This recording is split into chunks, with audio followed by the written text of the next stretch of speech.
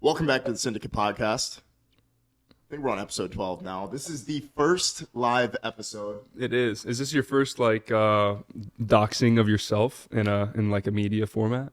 No, I already did that on Twitter, but True. This is the first time I'm going to try doing video. So for episode 12, I have my good friend and actually somebody who I thought was a dickhead when I first saw him on Twitter, and now he's become one of my closest friends in the past year. I'm with Luke Alexander. I'm not sure which camera to look at, but we're here. It doesn't matter. This is a podcast and we're just documenting it so people can watch. We are cut from such a similar cloth, you and I, and it's brought us very close together in the past year. I'm going to talk about a lot of things. We got a Talk lot about sales, to we're talk going to talk about girls, we're going to talk about life being who we are. And I want to say, actually, when I met you, like I said, I thought you were a little obnoxious, but over the past year that I've gotten to know you, you've become a lot more mature, and especially even in the past 3 months. Mm.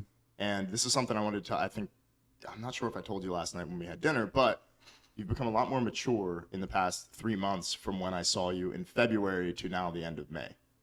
Yeah. You're 22 now. Yeah. Getting older. Yeah, I'm getting grandfather soon. getting You're old. like me. And as we're recording this, I turn 25 tomorrow, so I'm. Happy early birthday. Thank you, I appreciate Everybody watching this, go wish David a happy birthday. So where do we get started, man? My first question to you, and I've asked this to a couple of the other guys: how has making all this money affected women in dating? Honestly, I've never really had a problem with girls like using me for money because I'm not a fucking idiot. Like I can tell, you know what I mean? And we cut that shit off really fast. But it helps. Like women, higher quality women, like the ones you actually want to wife up, love guys who can provide for them. You don't got to spoil them. Like I don't buy my girl anything besides like flowers, whatever, like little stuff, like no purses, none of that shit. But if you're a guy that can make a lot of money and they know that, but you don't brag about it, they still know. They still observe. They hear conversations, and they have a lot of respect for you. So that would be my answer. I agree.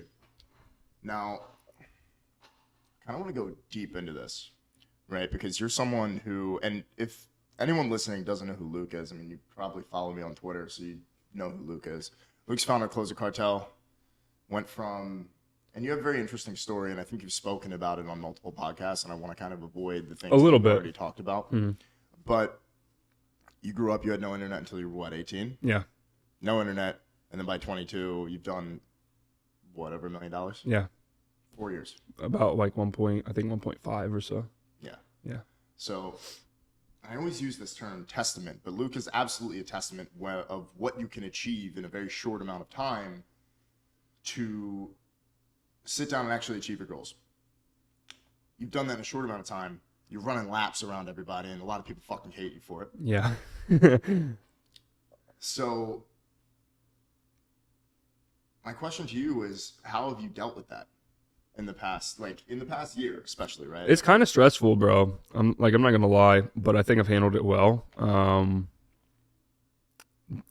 There's things we can't talk about, obviously, publicly on a podcast. You know, we handle things the right way. But I mean, we talked about this last night at dinner. I genuinely don't think I'm that much of a dickhead online. Like I'm really not. And everyone who knows me in person, like, am I like I am on Twitter? No, not at all. So a lot of that stuff, like I've had my Instagram deleted 3 times this year. My Twitter was deleted for 48 hours. I had someone hack into my course, actually. I kept this one quiet because I didn't, like when there's blood in the water, like sharks come. So I keep stuff quiet. Someone hacked our course and deleted the first version of Closer Cartel 1.0. Really? And I lost some of the modules. Yeah. Wow. So, but 2.0 is good. That problem's solved. So, I mean, as far as handling it, I think I handled it as best as I could. Sometimes you have to play a little bit dirty in business and life and whatever, but you gotta do what you gotta do. I think we handled it well. I mean, business is good. Everything is good. I think it's also one of those things where you don't really know how to handle it until it happens. Yeah, right? bro. Especially like I'm fucking 22. Like, have I dealt with that before? No. Like, there's so many new things this year that I've had to like really, really think and not make rational or make rational decisions. And it's a lot. Yeah, and I think a lot of the time what you need, and this is something that you do amongst your friend group, and like, you know, we've talked a bunch offline. Something that you do, I think, and you've started to do it more, is reach out to others for advice and reach out to your friends who have your back to just get their second opinion, right? Third party observer. And it allows you to make more informed decisions. 100%. And all information, I heard this a while ago, I forget where I heard it, but all information is good information because it allows us to make the most informed decision possible, right? And I think instead of acting out of irrationality, right, or just wanting to kind of put your head through a wall and just get things done or do things the way that you want to do them, you're starting to take steps back. And I think you're starting to develop a lot more maturity and handle situations and hate and pressure with a lot more finesse. And I really respect that about you. And that was a learning process. Like there was one situation, someone deleted my Twitter. I know who it was. I could 100% just pull up to their house in Miami and like beat their ass, handle it that way. But what does that do? It puts me in jail. I get charges. Nothing good comes of that. Dumb. Yeah, it's dumb. So instead of that, we were talking about Peaky Blinders last night. Yeah. Bro, I've literally started to try to think of myself as like Tommy. Like he'll fuck people up when he needs to, but he's very, very calculated and makes emotionless decisions, which is something I've tried to do, which you said that maturing process was very like hot, like and unrational. But what's interesting is like, and for anyone listening, right, like this is not a podcast that I want people to listen to and like sit here and hear someone's like life story and all the background. I actually genuinely want to talk about the things that I want to talk about, right, and the things that people don't get to hear. And I've seen you approach situations with, like I said, so much more finesse, and I respect that a lot about you because it shows so much maturity that you've changed and that you've grown up, not only in terms of grown and influence, but you've also grown into becoming a better man. And thank you. I just want to let you know, bro, I really respect that about you. I appreciate it. When I first saw you, I was like, this dude, like, what is this dude, like, you know? But keep in mind, some of it, a lot of it is it's marketing. Absolutely. You know what I mean? Like Tate's a good example. I've seen him break character a couple times, like on videos. Like, bro, he's not the dickhead that hates everything. Well, it's you and I, and especially like I kind of came on the scene almost a year ago now. I want to say July. So I've been doing this thing for like 10 months, this whole social media kind of Twitter thing. But something that's interesting is I kind of exploded onto the scene, and we all, you, me, and a lot of our friends were kind of all in the same class. It's right? so cool how that happens too. It's really cool, and it's like we see like the young gunners like Nick, like some of the other guys like Caden and everybody coming up, and what I really enjoy about it is you kind of get to kind of show them the ropes, right? But also we didn't really have that because I was on Twitter for like 2 years where I saw people come and go, right? What was it, like Apollo, the FA thing, scam. Yeah, I joined in 2019 and watched that all, like the ecom wave. Yeah. Came, they dropped their courses, they left. There's been so much shit, and where I'm going with this is like I think when you see these things happen, these things plan out and play out, you start to learn how to move. And once you learn how to move, you can show other people how to move, right? But and this goes back to my point earlier, is like when I see, especially when I see you handling things, it's like we haven't really seen things like this. Like people coming after you with hit pieces, always attacking you. And like the thing is, death threats. I don't think you're over the top. I'm not. I don't think you're over the top. I you were over the top a little bit, but I don't think you're over the top anymore. And you're a controversial figure. Yeah. You're quite. I don't know, dude. Like I genuinely don't know what to do about it other than what I've been doing, which is just like honest. And they're gonna watch this, and it's probably just gonna cause more shit. And I don't really care. It's like, okay, you want to fucking make me fall? That's fine. It's war. Like that's why we talked about all the people that come and go. Yeah. You know how many people built info product businesses and just died? Yeah. They tried to kill ours. They tried, and we're not going anywhere. Like this is gonna be around for years. You know what I mean? This isn't a get rich quick, drop a course, fuck everybody, leave. Like this is a like a big deal. And I think people, I don't know if it's jealousy. I don't know if it's insecurity. I don't know what it is. But strangers that you don't know, you don't even know their real names, spend months of their time trying to take you down for literally no reason other than like jealousy or envy or whatever. Like, that's ridiculous. It's very easy. So we were talking last night at dinner. Drake, "Do Not Disturb." Great song. One of my, I think it's my favorite. It's a great song. But he says, "I am a reflection of all of your insecurities." And I think it's very easy to see someone like you who's just turned 22 years old, has a nice car, is always with a hot girl, and is making millions of dollars, and fucking hate on you. Because if I was a dickhead, I'd hate on you too. Yeah, but I think it's because they don't understand like who I am.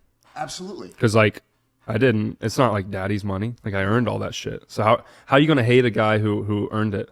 Which there will always be hate. Like, I understand that, but I don't know. Honestly, like it's if you're not with me, like, fuck it, I don't care. Yeah, but you know, it's very easy to sit there and hate on a guy like you or hate on somebody like me. And sometimes it's absolutely cathartic for the other person to do that, and just makes them feel better about their fucked up situation. Right? Yeah. Like another song by Drake, "Emotionless," right? He said, "I want to see who's on the other end of the shade," right? And at the end of the day, dude, it's like, it's very easy to sit and look at somebody who's hyper successful, especially at a young age. Like, we're, tomorrow I'm not in my... You old man. Old man now. But it's very easy to look at somebody like you or me or Mason or like just some of our friends, literally our whole circle, our whole friend group, and be like, oh, fuck those guys. They think they're better than other people. When in reality, like, we all, if you sit and fucking talk to us, we're all cut from the same cloth.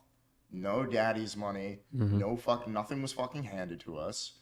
Like, we literally had worked for years to get to the point we're at. We all went through the trenches, and the thing is what people don't realize is that makes our bond as friends stronger. Because when we sit at a table and we all tell our same story, or we have these conversations, you start to realize this person's exactly like me.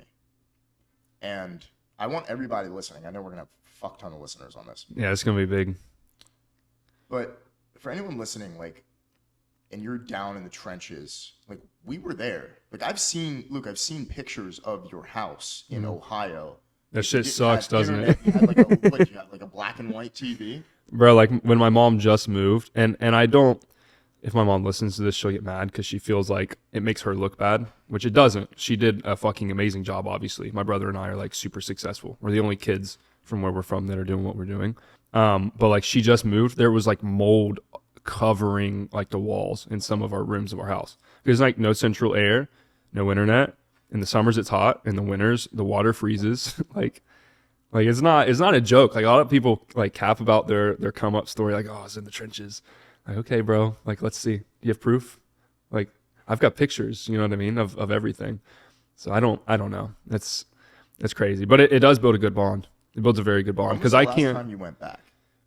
To bury my grandpa, and that'll be the last time I ever go. What town is this in Ohio? So it's called Piketon. So we're known for three things. We're the poorest county in Ohio, which Ohio is already the Midwest, right? It's like not a great place. So imagine like the poorest part of the Midwest. Yeah, it's pretty ass. We have a nuclear plant in our town, so everybody has cancer. Like, we have the highest cancer rates of like anywhere in, I don't want to say the United States, but it's extremely high. Like, it's absurd. Like, just me going through school, I had a cousin die of cancer. We had like 4 kids get leukemia and stuff and die. We had a pitcher, Zach Farmer. This guy got signed out of high school to the MLB. He's like one of the best high school pitchers of all time. I think he owns like the Ohio record. He literally gets signed to Ohio State, gets signed, I think drafted by the Pirates or something, gets leukemia. And dude was a freak athlete. He was a really cool guy. We all looked up to him because he was like 5-6 years older than me or something like that, and just died, cancer. And then the other thing, on my road in like 2017, there was 8 people not like murdered, like massacred. Like, really? Yeah, they thought it was like the cartel. So it's a great place. It's a great place. You should take a visit. I don't think I would ever go to that place. And I won't either. I got my mom out. We're done. Like, we're not going back. How good did that feel? Felt good. It felt really good. That was my biggest goal basically in life. Like since I was like, you know, you got gained consciousness as a kid, and they're like, oh shit, like this is I'm a thing, I'm alive, like this is my reality. Just seeing her upset and like just everything, like that was my goal. Was like I knew I had to be like the man of the family. I'm like the oldest sibling, me and my brother and her. It's like basically all we had, and my papa, but he passed away. So it was like I got to get us out. And I think that's why I've had success so fast. I don't have time to wait. Yeah. Like my mom's 45, right? Let's say it took me 10 years. Yeah. That's 10 years more she has to live in hell. And she's not out living, enjoying life. Like she just went to the beach this morning. She's 10 minutes from the fucking beach. Beautiful. Look, like it's beautiful outside. She sends me a picture smiling like, oh, I'm at the beach. Like that is life. You know what I mean? Not I'm sitting at home and fucking like whatever. Like in Ohio. Yeah, like that was what I had to do. So, I mean, it's a blessing and a curse. You know, I remember, and if you don't want to talk about it, we can cut it. Yeah, we'll talk about fucking everything. I want to talk about it. I remember when your grandfather died, and you were super fucking pissed. And I think I called you, and I remember you put on Twitter, like, I don't have fucking time to wait. How much more did that motivate you when you saw that happen? Because I know how. I just got chills. Like I know how, and this is something I want to talk about to you, like with you, because I recently had my grandmother passed away. She was 95, and like I even felt a type of way. Like I was very sad about that, right? And she was deaf since she was 13, and I watched her literally, like she was always like in old age my entire life, but I watched that happen, and I haven't felt or seen death like in a while. And then that happened to me, and then a couple months later that happened to you, and it honestly, like I took a step back and I thought about it, and honestly, man, like it really puts things in perspective. No, it definitely does. We all have an expiry date, and it motivated me to, and I saw my dad was crushed by it. It motivates you in a way that nothing else can motivate you. And I want to touch on that and how much, like, I remember, because obviously one of your things that you wanted to do was move your mom out to Miami, which you did. And then when you saw your grandfather die, how much more did that motivate you? Because I think, and I remember, like, literally from that time, that was when, February? No, it was literally, he died on the 23rd of December. So okay. On Christmas of all days, I'm literally in Ohio. I fly back home for the first time in like, it's been a while, like years maybe, since I was back at my actual home, like where I grew up. I'm like digging a grave with like shovels with my uncle, his son, my mom's brother, my brother, like one of my cousins, and literally Christmas digging a grave with a shovel. And I was like, fuck, like this is like, cause we're living in this life in Miami and it's a fast lifestyle and whatever. And I was just like, bro, none of the shit that I'm doing matters if I don't have anybody to like share it with. Yeah. And that's the part that I'm still fucking, it's a terrible feeling. Like I never got to bring him to Miami. I tried to get him to, but he was like a little bit stubborn. He was like, I'm gonna stay. Like, you know what I mean? Yeah. I never got to bring him to Miami. He was into cars. Never got to show him my car. I never got him or to show him this life that I kind of built that no one in our life has ever seen. And it sucks. It sucks really bad. But motivation, like we talked about this last night, I haven't taken a break a single day this year. Like not a single fucking day. Like every day I've worked at some point. Even if like we'll go, like I went with Jonathan the other day, we went paddle boarding, like to do something outside. Yeah. I came home, I worked until like 3. Like I switched all my profile pictures, tweeted I'm running out of time. And I didn't talk to a girl for 3 months. Like that demon mode stuff's not a joke. I remember that. Yeah. And then we kind of capped it off with your birthday, which was a lot of fun.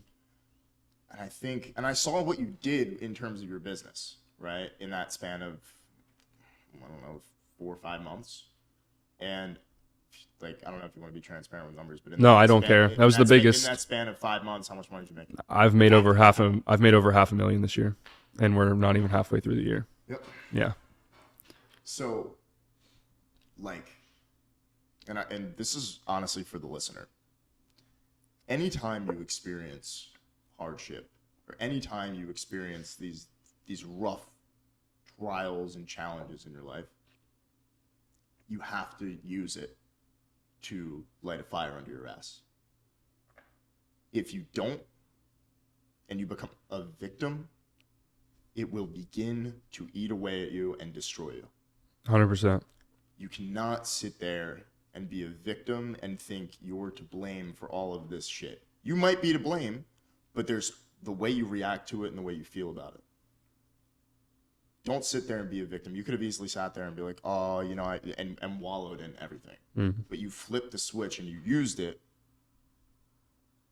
in order to succeed, in order to move faster, to execute, to make sure that you're spending enough time with the people who are important to you in life and getting them what you want them to have because they deserve it. Yeah, and it's we only have so much time. I've watched, this is something I haven't really spoken about, is I've watched people in my life go through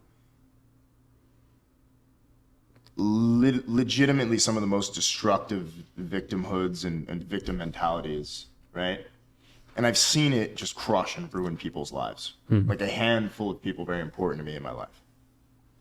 And it made me think, I was talking to my girl the other day about this. You can either sit there and become a victim, or you can use everything as motivation, right? Like, I think about the days when I was making sandwiches in a stupid polo shirt and a hat, fucking Jersey Mike's for $9 an hour. I got fired after 3 weeks because they said I had an attitude. I think about the times when it was hot as shit and I used to have to walk up that hill and then go in there and clock in and sit there in my hat like a dickhead. I think about the times when even that summer when I was sleeping on an air mattress on the floor in my college apartment, and then that winter when they cut the heat off, and because we were throwing parties and they cut the heat off on us. I think about when I graduated college and I had like $40 in my bank account and I had no fucking way of, like, not that I didn't have a way, I felt like I had no way to go make money. Like literally like was selling, you know, info, like some fitness course info product stuff, like, and using that, like literally borrowing money and stealing money from my own company to like literally buy food.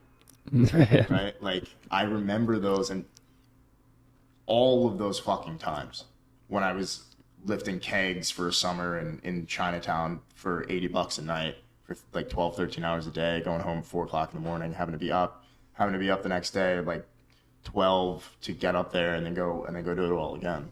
Right? Now I like sit here and I like will spend $80 on some coffees and some breakfast. Not even. Bro, we spent $750 last night at dinner. Jesus Christ. Oh. So it makes me appreciate all of the things that we're able to do and the things that we have so much more. Because I always think about the fucking hard times that I went through. You went through some hard times. Some would say harder than most. I always sit here and I think about like all of the ridiculous things that I've been through in my life and just stupid stuff. Like, and I sit there and like I'll get real like into it sometimes. I don't know if you do this, but like this is something I've always done. It's like literally like you get real, like not negative, but you get real negative. You look at yourself in the mirror and you're like, you got to remember who you are. You got to remember what you've been through. And the only reason that I appreciate the things that I appreciate now is because I've seen what it's like to be on the other side. I pick this side. It's like that scene in the fucking Wolf of Wall Street where it's like, I've been a rich man, I've been a poor man, I pick rich every fucking time. Yeah. No, I agree. About that? I mean, that's my, I learned in the last year, I've got a lot of, you can call them issues, trauma or whatever, but I use it well. Like it's a superpower. But that's like what makes me, bro. Like I kind of like stuff to get bad. It's where I'm kind of like, I don't know, it's probably not healthy, but I like when stuff is like this and people are attacking me. And obviously I don't like my grandfather dying, but like just bad things happening, because that is like when I'm at like I'm like my most dangerous. Like I'm the best then. Do you enjoy being the bad guy? Yeah, but I'm not the bad guy. Yeah, but do you enjoy feeling like the bad guy? Yeah, 100%. Bro, I told you, like, I read the alter ego effect, and I know every anonymous account on Twitter thinks they're Thomas Shelby, but genuinely, when I watched that show for the first time, I have never mentally felt like so similar to a character of like any character I've ever seen in a show or you know what I mean? Yeah. So like that's legitimately like the alter ego effect's a great book for everybody to read. It's like a real psychological thing. Like that's my fucking alter ego, bro. Like cold, tactical, can remove emotion from everything. The worse stuff gets, the better I operate. Like I would love for everyone to be on the same playing field as me. Really bad shit happening, because I will fucking smash everybody. Because the worse it gets, I know they can't handle the same stuff. Does that make sense? Absolutely. And I do this to myself, which is not healthy. And I'm learning how to operate at a high level without doing that. But that's obviously, it takes time. Like I'm learning that way. But I'll just like get in my own head. It's like you just said, like thinking of that, bro. And that's a problem as I take things personal. We talked about this last night. Yeah. It's because of that. I think when you start to remove the taking things personal, I think you're going to be able to operate at an even higher level. But I think I do too. I got to learn how. Picking and choosing. This is my advice to you. Is you need to start picking and choosing your battles more. Mm-hmm. Right? Like, and the thing is like this genuinely really only comes from experiences. But like somebody writing a hit piece on you, yeah, you're going to make 20 grand in a day from the hit piece, but you could have made 50 grand if you spun it the right way. We tried. So it's all about spinning it the right way and being able to battle something like personal attacks. You have to battle personal attacks with personal attacks. Yeah. Right? But you also got to understand, this is a first. Any kind of rhetoric, you can't argue logic with emotion. And what I've seen you do sometimes is argue emotion with logic and logic against emotion. Right? It doesn't make sense. Right? It's like putting two batteries in something the wrong way. Like it just doesn't make sense. So you're starting to get a grasp of that, and like I said, it only comes from experience because you're 3 years younger than I, and like that's a lot of time. Mm-hmm. Oh, bro, I've only been in this game for 3 years. Imagine where you're going to be when you're my age. It's crazy. So, and the thing is like, just I would say like there's no real point in taking things as personally most of the time, because if they knew you, they wouldn't have a problem with you. Yeah. Right? It's like that book, The Four Agreements. It's like never take things personally, but it's hard not to take things personally when you're fucking getting attacked by thousands of people. And it's not even that. It's just the way I was raised and the shit that we had to go through. Dude. Yeah. You're a fighter. So I see a threat, and in my mind, it's like, okay, this is like a threat. This is not something you just let brush over. This is something you equally go back against. Yeah, but you can't go to war with it. Yeah. You can't go to war with everybody. It's like somebody who's like talking shit from a fucking anonymous account with zero followers or whatever. Like, dude, like because if you go to war with them, all it does is create attention. Yeah, which in the last even month, 2 months, I've learned that. Yeah, and it's a learning experience. You're doing a way better job with it. Yeah, right. I remember I came in and I kind of helped you alleviate a lot of that pressure that one day. Mm-hmm. But shout out Zanny, you made me 20 grand in a day, you bitch. So something that like it's just like, where am I going with this? When you continue to find yourself in these situations where you feel like you're being attacked, like you're gonna have to start to continue to pick and choose your battles, because right now, like especially you and I feel as if we're quite big in terms of impact, right, and people who listen to us, but we can't allow people to plant negative seeds in people's head when that is not fucking true whatsoever. Yeah. And I mean, it's perception's reality, which is why we had to get handles on things. But I mean, we can get away from that particular example, but I agree 100%. And it's learning experience. I learned fast, but I mean, that's something I've never dealt with. Yeah. Like I didn't even have a fucking phone until I was like 16, 17. I did not have a phone. I didn't have a car till I was 18. Yeah. I didn't have internet till I was 18. Yeah. And moved to college. Like, it's all new. I want to talk about that. So you went to college. What happened in college? I went just to get internet. You went to college just to get internet. and a place to live away from Piketon. It's literally all I went for. What college you go to? Wright State. It's in Dayton, Ohio. Okay. Yeah. How many years were you there? 1. You were there for a year. Yeah. Did you party at all? I never partied in high school. I didn't even drink in high school because Neither did I. bro, it's fucking survival mode. I'm not going to go party. Like, you know what I mean? I couldn't. I didn't have a car. I didn't really have a lot of friends there because of that stuff. My school was super. Everyone hated each other, bro. Was it a small school? Yeah. Like I graduated with 60 kids, so everyone knows each other. I meant the college. Oh, it's D1, but yeah, it's pretty small for a D1. So I partied a little bit, did that, and then I really was just. I would be at a party, and I would literally, a voice in my head would be like, "What the fuck are you doing here?" And I'd be like, I'm having a good time. And it's just like, bro, what the fuck are you doing? I would look at everybody. It's not that I'm better than them, but I would be like, you need to not be around these fucking people. It's like that meme of the guy standing in the corner at the party and they don't know. Literally, that's what it was. And I remember, because I was trying to do drop shipping then. I think I was trying to do drop shipping. Bro, I literally didn't know anything about business when I moved to college. So I spent my year at school because I had a dorm. I had food, which I ran out of on my meal plan thing. I ran out. So I started eating tuna and potato chips. Oh, yeah? That's literally all I ate. That's a great meal, by the way. Yep. Like canned tuna on Lay's potato chips, gas. It's literally all I ate. And spaghetti, it's all I could afford. Like straight spaghetti noodles. So I spent that year, literally, I had internet access, I had kind of food, I had a gym, and I started skipping class and just would stay home and educate myself. I'd wake up at 6 in the morning, make my fucking call. And I have these all pictures too. I would trade stocks, I would learn e-com, I would go buy shit from TJ Maxx and flip it on eBay. It was straight just learning. Glory days.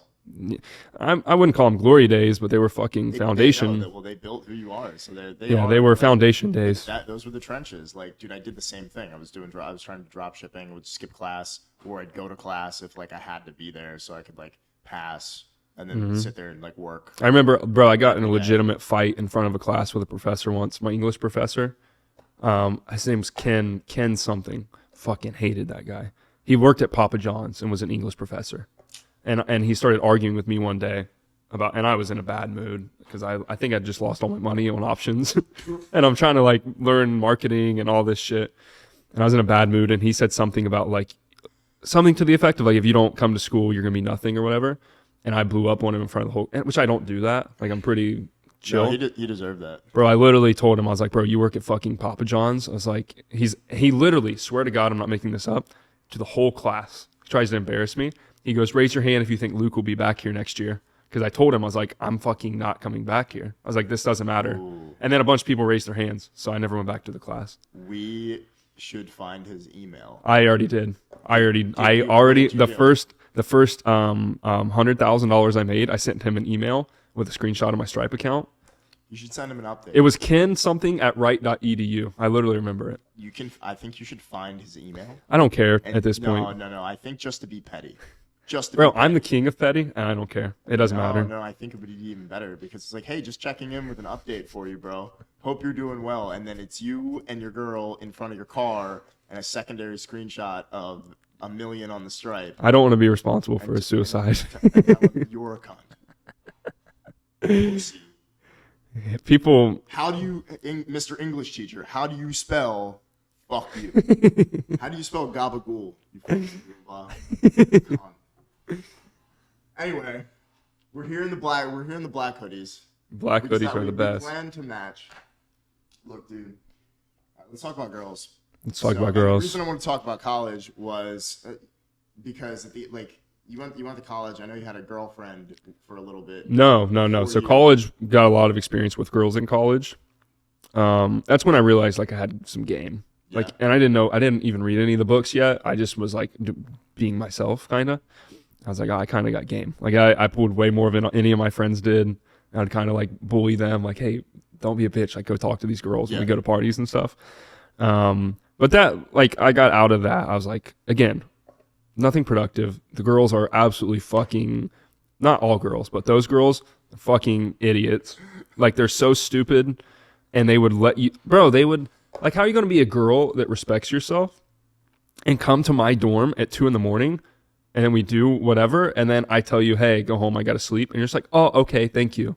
Like, how you have enough self-respect that you're gonna like not care about that, and then you continue to do it.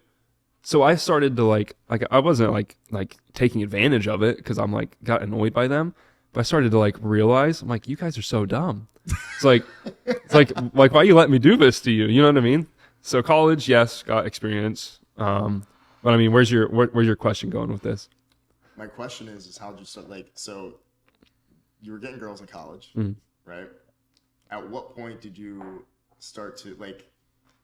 So you were like, okay, well, like these girls lack self-respect. So at what point were you like, okay, what was the transition point from like, okay, this is a lot of fun to like, this is weighing on my conscience? I did that, and then it was really when I decided I was done partying. Like my friends would ask me to go out to party. I'm like, no, I'm working. Like I literally have pictures, bro. I was sitting up until like 3 a.m. learning every business model because I just wanted to educate myself, like Amazon or drop shipping and this and that, whatever. At the same time, I was like, I'm done with like, you guys do nothing for me. Like it turns me off when a girl is not high quality.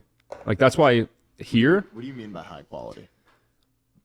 I mean like like the equivalent of us, but as women. Like what is a top 1% woman? She's super sweet and feminine. Yep. She listens. Yep. Like she like not in a like, oh, do whatever I say, but like she listens. Yeah. Right. She takes care of herself. She's healthy. She is smart. Yep. And she's not like extremely liberal. That's my top 1%. Like if you're like that, and obviously beautiful, but like, bro, there's so many pretty girls, and I learned this the hard way, and you know this because you saw some of these girls like on the boat and everything. Bro, I don't give a fuck how pretty you are. If you're an idiot or you're a terrible person or you're a bitch, bye. Like the girl from my birthday yacht. I know. Gorgeous. Italian, comes from money. Like big money, she sucked. Very smart. She sucked. I hope she listens to this. I hope she does too. I unfollowed her on Instagram. I'm glad your shoes got stolen. Yeah, how you gonna call my $16,000 boat rental ratchet? Like, Jonathan's sitting over here like listening to this. Money will never buy you personality. No, it will not. Will never make you cool. It only amplifies who you are. Which is why, and I think every guy listening to this. Bro, it doesn't matter how much money you make. Really doesn't. Girls don't give a fuck. They want you to provide, obviously, and be able to provide, but that's like the equivalent of you breathing air. It's like a bare minimum. Dude, a girl that loves you will literally, if there was nothing in this apartment, would sit on the floor with you on that rug if that was the only thing you had and eat toast. Bro, I had a girl in Ohio, like when I was done with that, I found a girl right when the pandemic started. She was amazing. Like I have nothing bad to say about her. She just was not what I needed going forward. Yeah. But we were in my $500 a month shitty apartment with like drywall on the floor. Cause like, so when I moved in, I can tell you this. I've never told people this. So when I moved into my apartment, I literally dropped out of school and then was like, fuck, my car I had a 97 Cadillac Eldorado and it blew up like in a drive-through of getting ice cream. It fucking blew up. So it was smoking and like spewing oil. Like it was a death trap. So I couldn't drive it very far because it would overheat and like catch on fire or some shit. So I literally dropped out, called my mom, was like, hey, I'm not coming home. I'm staying up here because she was mad I was dropping out. At this point, I wasn't making money. So I'm literally like, Mom, I love you. You don't understand like what I'm trying to do. I'm not coming home. If I don't like succeed in what I'm doing, was like, you're not going to talk to me anymore. Did you know which business model you were going to be pursuing, or was this like a year after you're still trying stocks or still trying like? So this was at the end of my year, right? Way to make money. Yeah. So I told you last night I got in. Loans? Yeah, I still do. I think. Honestly, I don't. How'd you pay for the apartment? So I had this is the funny story. It was called the Province. You can look this fucking place up. I had $500 to my name because I had stumbled upon Upwork. Oh, okay. So I had found this dude in Oregon. He wanted me to come live with him too, which was kind of weird. It gave me weird vibes. Yeah. Anyway, but shout out to him because he saved my ass. One of the guys who saved my ass. I had $500. I have screenshots of this too. And I go to the Province, and you know they usually do an income check. For whatever fucking reason, they did no income check on me. Really? When I first like toured the place. Really? So I show up and they try to put me. It was one of those apartments, not like this. Like this is all mine. Yeah. It was one of those you pay per room, and then they'll shove whoever they want in like a 3-unit, right? they tried to put me in this apartment with this like 600-pound dude. And I'm like, fuck no. I was like, I'm not doing this. Like, put me somewhere else. They're like, oh, well, we only have like one more unit open and it just flooded. So they're like, we can show you, but like it just flooded. So I literally go look at this place. Someone had upstairs left the bathroom or the bathtub or something on. Whole apartment had flooded. So, like the drywall on the walls, it gets wet. So there's drywall all over the floor. There's tools everywhere. There's caulk in the sink. Like, it's a fucking mess. I used to do construction in high school. So this was God. God made that happen so that I could actually not be homeless. I literally tell her, I'm like, hey, I have $500. Don't do an income check on me. I will fix this and I'll clean it all up and I'll move in and I won't complain and I won't say anything if you let me move in today. And because she was a new general manager because the management there sucked. So I literally like convinced her and she's like, okay. So I've literally cleaned it all. It stayed on the floor. It was like stained, like white drywall on these like dark black, like linoleum floors. It's fucking ugly. But yeah, I moved in with my last $500. And then that next month, I literally convinced myself, I was like, you get a client and pay your rent again, or you kill yourself. Like, those are your two options. Swear to God. And that's when Closer Cartel was born. No, Closer Cartel didn't happen for years. Out you had $1 million mouthpiece you could sell. Yeah, no, not at all. General manager at the province. Shout out to her. She was from Texas. That's a fucking cool story. Yeah. If that hadn't have happened, like, I wouldn't be able to move in. And I wasn't going to go back to Piketon. And then so you found your first client on Upwork. Well, that was the first. And then in the apartment, this fishing company, I cold DM'd him and he got on a phone call with me and shout out to him, Scott. What were you selling? I don't even know. Everything. I have the DM. I could literally pull it up. I was just messaging people. Hey, like, I could kind of build Shopify stores. Yeah. So that's what I was doing. Yeah. For this guy and the other guy. It was nuts, bro. It was one of those do whatever you can to get by. Oh yeah. And it worked. Because I literally, I had to pay rent that May 31st or whatever, however many days. The 29th, I did not have the money. I had literally negative $7 in my bank. So then the next day, he replies to my DM. I get on a phone call, don't even know how to sell. I basically told him his website's shitty and then I'll make it better. And I was like, hey, I'm not even going to charge you anything. Literally just pay my rent and I'll build this all for you and do whatever you want. And he's like, okay. And then, like, I could show you, I made ads for him with fishing poles and all kinds of shit. Swear to God. Like, oh shit. I can't take that right now. Let me text. Ads. Bro, I was making ads. I was running ads, Facebook ads. Started this company. He still has the website I built. You started this company, what was it, Vitalis Media, and you were trying to go full service. I was doing agency, right? You were doing everything. Let's see. I built this years ago. Oh my God. Yeah, I built this website. It's still the same. It's still the same. It's a multi-million-dollar a year e-com brand. Wow. Wait, do I still have the Vitalis Media on the bottom? No, he got it updated. That's funny. But yeah. So you started this company and you were doing, how long did you run this for? I mean, the agency was what I made my first 100K with. Really? Yeah. Really? Because remember, like, I started closing because I got to the point, I had 30K months in the agency.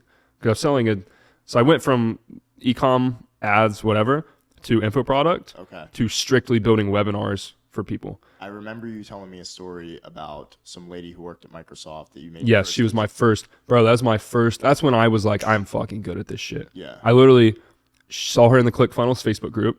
Okay. She's like, hey, I need a webinar. Can somebody help me? And I just had a gut feeling for, like, bro, I live my life on gut feelings. Like, it's God, right? I feel like I'm fucking, like, destined for whatever. I don't know. But I see it. I'm like, hey, messenger. I'm like, hey, I'd love to help you. Like, I'll get on a call and just see if I can help you out for free. So we spend 3 hours on this phone call talking about life, talking about what I'm doing in this apartment, my life situation. She's a very nice old lady. Her name was Karen Worstel. I hope she's doing well. She's amazing. But I basically diagnosed her problems. I still didn't even know sales at this point. Okay. So I'm like, it's a 3 hour phone call, bro. I don't know what I'm doing. You're just talking shit. Yeah. So I'd never built a webinar before, but I saw E-Man had like just been paid 20 grand to go build a webinar for like somebody on his YouTube channel. Like, I remember in back of my head. So I was like, oh, this is a thing. Yeah. I was like, I can do anything. So I'm like, hey, like, I think this webinar is like a good idea for you. Basically gave her my offer. I was like, hey, I'll build this out. I'll do this. Like, what do you think? She's like, yeah, that's awesome. And she's like, how much are you gonna charge me? And I was like, in my head, I was like, this is your shot to like Like I had enough money to pay rent for like 2 months. Yeah. So I was like, I can take some risk, you know? I was like, bro, I swear to God, the most expensive offer I'd ever sold before was $750. So then out of my ass, I'm just like 10 grand. And I'm just quiet because I knew shut up after you make your offer. Yeah. And she's like, oh my God. And I'm like, God, it's going to be too much. She's like, I thought it was going to be so much more than that. And in my head, I'm like, no. I'm like, I could have got 20 or 30. But I was like, just be grateful. So I send her the invoice, paid.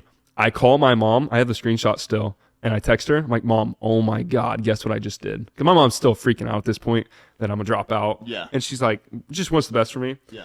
So I'm like, Mom, I show her, or I get text her the screenshot. I'm like, I just made $10,000 for a phone call. And she's like, what? Like, bro, my mom raised my brother and I, swear to God, on $14,000 to $12,000 a year. A year. Yeah. My brother and I That's and insane. her. And I made 10 grand in a phone call. Yeah. in And 3 she hours. was like, didn't understand. And I didn't. I was like, holy shit. How'd that feel? Bro, it felt great. I was like running around my house. I was like screaming. I was like, oh my God. I was like, let's go. Like, you know, the Diddy phone call? Yeah. Where he's like, I don't know what he says, but Diddy's on the phone. He's screaming. Yeah. He's like, give it all to me. He's like, if you can handle it, I got it. I was doing the same thing. You know, I find it really funny because, and so from there, you started selling only, you changed your whole business to that. Yeah, it's basically funnels. So then We built like a funnel webinar agency. Yeah. And then, like the same offer the next month. I think that was like, when was that? I can't remember. Time's blended together the last couple of years because it's been nuts. But one of the next months after that, I made 30 grand. We sold 3 10Ks. So you just started doing 10K as the baseline. Yeah. Makes sense. Like, you know, something that I kind of, and then so that from there you started learning sales. Yeah, because that, like, I obviously built all the skills to build an agency. Yeah. But I was like, this shit sucks, bro. I sell this webinar. We got to build it for 2 months. Like, it literally takes 2 months. You know how many moving pieces are in a webinar? Yeah. There's a lot. There's a lot. Like, it's a bitch to build for somebody else. And then they got to do stuff. Like, it's just not fun. And it's not enjoyable. It's not sustainable. It's not scalable. So that's when I was like, I'm really, really good at the sales thing. Like, why don't I just do that? Yeah, the only thing about running an agency is you have to figure out the fulfillment. Yeah, and it's no ass, one bro. I even likes had a doing- team. Like, no one likes doing fulfillment. No. And you either do it yourself and keep your margins, or you hire a team and then you're running at like 30-40% margins after you pay everybody. And it's like, why am I even doing this? Yeah, and that's the Then you same have taxes realization. on top of that. Same realization I had. And obviously, we can go from there, wherever you want to go. So you guys strictly did funnel creation. And ads. And Because I wanted to do it to where we would get paid up front to build the webinar. Yeah. Cool, 10 grand in the bank. That's nice. Yeah. And then we run the ads and we do a profit share. yeah, But the problem was, it's the same. Yeah, it's so hard to do across multiple clients is to build successful paid ads campaigns plus successful webinars. Like, it's a lot. yeah. Especially with the way paid has become. And that's right when on Facebook every- started to every really platform, yeah. like shit the bed. And I was just, like, I had a media buyer, I had funnel builders, I had a really good team. Like, What they year were was great. This was So 2020. 2019 was that first, like, from basically May or June Yeah. to December was learning what an agency was. 2020 was the pandemic started in March. Yeah. That's when I was having like 30K months. Like, they're sporadic. It'd be like 30K, 5, 30, 20, whatever. 2021 made 100K in a year with the agency, like actual 100K, like on Just the stop that. like fall of 2021. That's when I was like, I got burnt out. I was like, I'm done with the agency. 21, yeah. And then I started full-time sales. That's when we met. Yeah, because that's when I got on Twitter, was like right before that. Because I've had some people like, oh, you're not a closer or whatever. I'm like, bro, I was in sales for 3-4 years. I was selling my own shit. Yeah. And I was making stuff up as I went. Yeah. So it's way easier to sell a real offer. So I don't know. It's also like something that I kind of want to touch on here, and it's something I thought about. It's like you had that experience where you made 10 grand in a day, right? And me coming from the sales background that I did, by the time I went into business for myself after like doing the amount of deals I did at such a high volume, I was so fucking desensitized. Like I literally was like I was in Miami, and I remember I took like 2 sales calls like back to back, and like both of them got paid right away. I made like $8,000 in like an hour, and I was just sitting there. I'm like, and not only and prior to that, right? Like when I had quit my sales job and I went to Europe, like I was like trying to figure out. I was like, yo, like what is it that I'm going to really do? I was like, I'm gonna just go sell something, sell my own offer, whatever it is. But like as soon as I started ramping that up, I was just like, dude, like I'm so desensitized. Like the only thrill that I get out of this is, and I'm changing my priorities honestly, but like the only thrill I'm getting out of this is just like the dopamine of selling a deal. Exactly. Like It's not even just, the money. just feeling like literally like you'll make $8,000 in a day, $10,000 in a day, whatever it is, and you'll sit there and be like, okay, I dealt the same thing. what's next? It hit me hard, especially like when stuff really took off last year and a half. Yeah. Oh, I don't give a fuck about money. I just gave to the guy. Well, that's all we'll say on the podcast is the guy. Give him $100,000 in cash in a duffel bag. Didn't feel anything. Like I sit there, dude, and I'm like, and we were kind of talking about this last night. We talked a lot last night, but like literally, like I sit there and I'm like, sometimes I think I'm like, is there something fucking wrong with me? Like, I should be a lot happier about this than I am. I've really dealt with that, and I have the solution because Mason asked me about this. Mason hit a big month. He called me and was like, "Hey, like I don't really feel it." Yeah. You're not. You won't feel it. It's because it's not about the money. It's a game. Yeah. You feel emotion winning the game, but what we believe when we're broke is that winning is making money. Winning or making money is just a scoreboard. Yeah. It's a scoreboard. It's a competition. If you and I want to have a friendly competition as friends, who runs up the most points on the board? We use money as points or whatever, right? But for you to be satisfied, you have to make it a game. Like life, I say life's a video game all the time. That's how I look at it, and I'm happy. Like I hit a point of burnout really bad, bro, where I was like, I don't even really want to do business just because I was so desensitized. My dopamine was fucked up. Like I was numb. It was in Ohio in the winter too, so it's fucking terrible. But then I started, especially when I came down here, I was like, okay, let's not focus on the money. Like I don't have a goal of making X per month. I have a goal of doing these things that I know will then bring the money I need. But these are the goals, not the money. And I got a lot happier and I got a lot more fulfillment from it. Yeah. And I feel good. And I think it's what everybody should do. I think chasing fulfillment, like once you kind of figure out the money game, like literally, like to anybody fucking listening, you guys want to figure out how to get paid, how to make money, you learn fucking sales, you go sell some shit.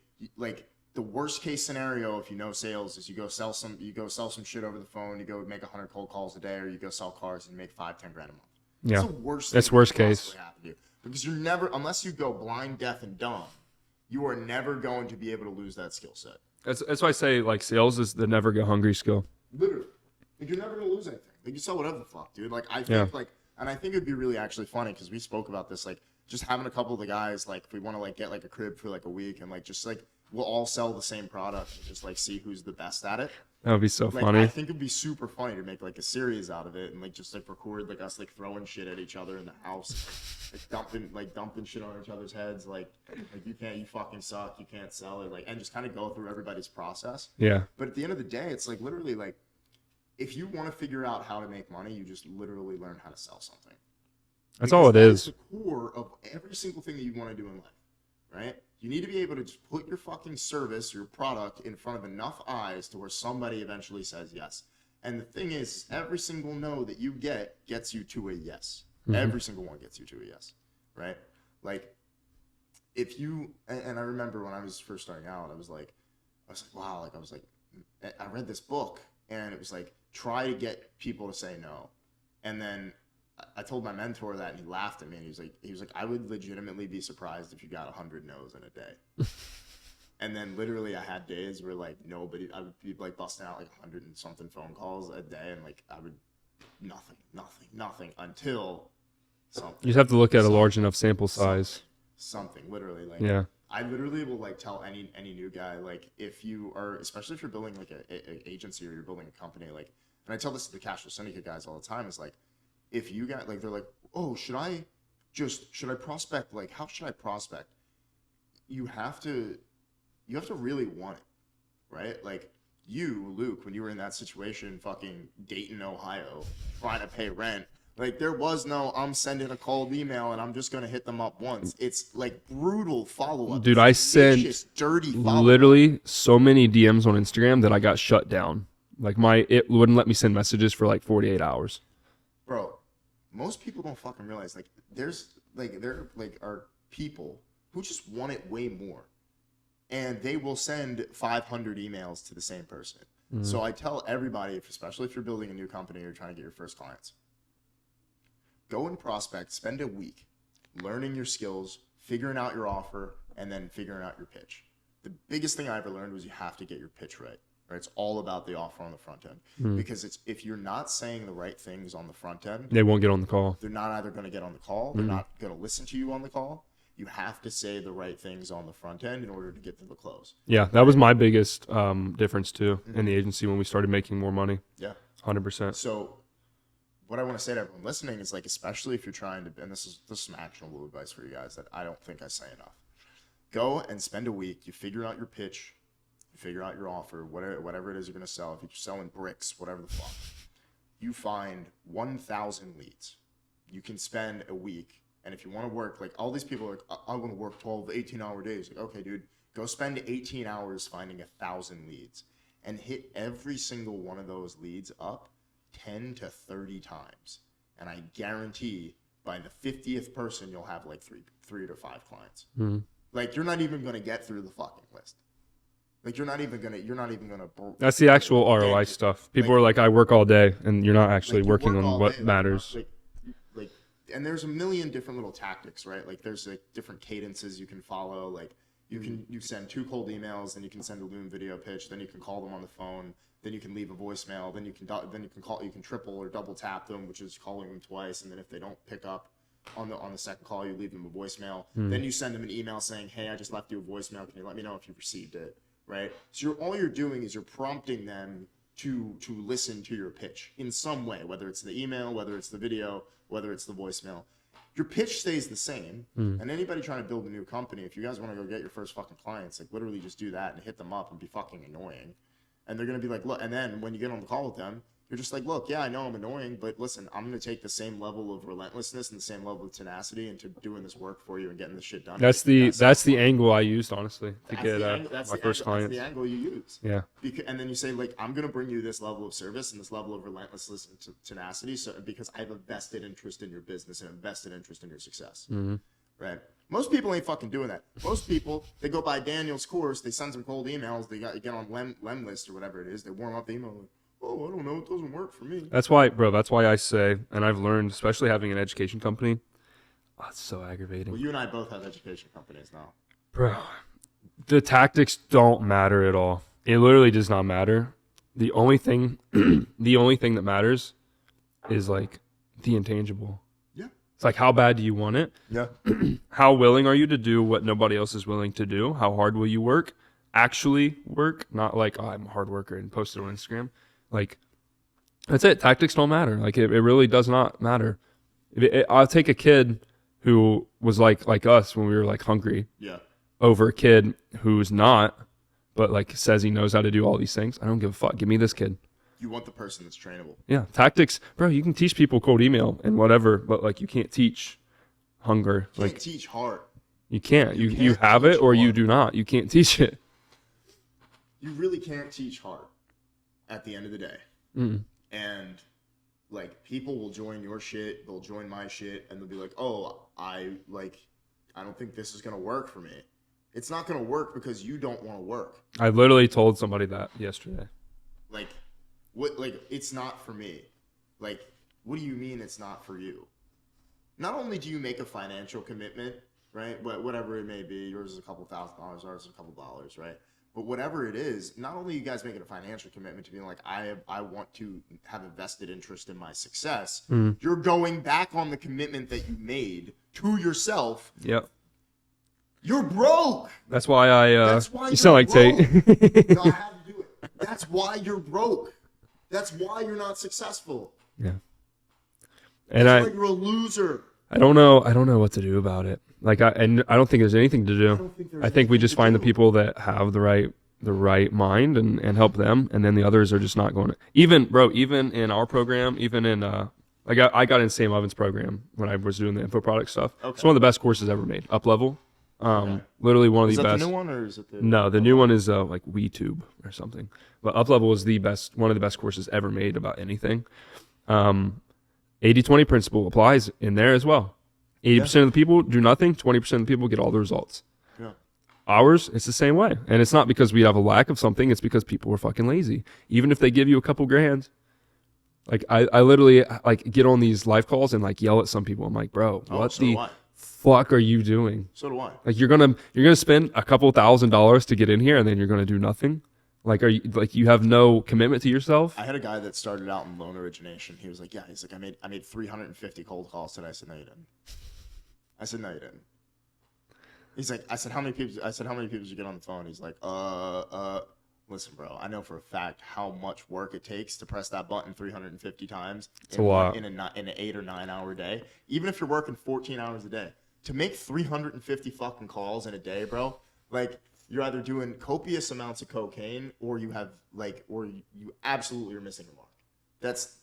It's not even, like, and not to say it's not physically possible, but it's genuinely for a new sales rep to say, oh, I put up 350 calls. You're pressing that button and you're hanging up and you're not even talking to anybody. Yeah. Right? People lie to themselves. I was just about to say the same thing. Bro. There's literally, like, everyone listening, there's no excuse or substitute for actually putting work in. Like there's no difference. It's black and white. You do it and you get the results, or you don't do it and you don't get the results. And you cannot complain about not getting the results because you did not put the work in. Like I don't know. It's aggravating. This pisses me off to talk about because I've had to deal with it so much. That's my least favorite thing of running this kind of company. Like, that is the nature of our game. It's like, but the thing is, like, when you start a company, like when you start like an education company, like your genuine goal is to take that former version of you, the person that you were, and you want to. I keep using this example, but I think some people find it offensive for some reason. But you literally grab them, that former version of you, by the fucking throat, and you take them to the fucking top. Like that's the game. It's like, yeah, of course, we're in fucking business to make money, dude. Like that's number one. Anybody who says otherwise is fucking lying. You're lying. You're lying. I'm here to make an impact or reform the education system. You can literally get rich as fuck by helping people. That's the best way to get rich, is you help people at scale. You can also do that. So like when you think about that, like I think about that, I'm like, yo, like look, like I'm just doing the shit, like especially for like this podcast, the Twitter stuff, like the mentality shit, like everything that I do is just for that 17, 18-year-old version of me that didn't make it yet. Mm-hmm. For me, when I was working in fucking Jersey Mike's, I needed hope. And now it's just like I get to do that at a massive fucking scale. And it's absolutely ridiculous. It feels good, doesn't it? It feels really good. Feels good. And it's chasing purpose. Because I remember watching some guys, like when we were, like my friend Sebastian. You know Sebastian. I texted him the other day.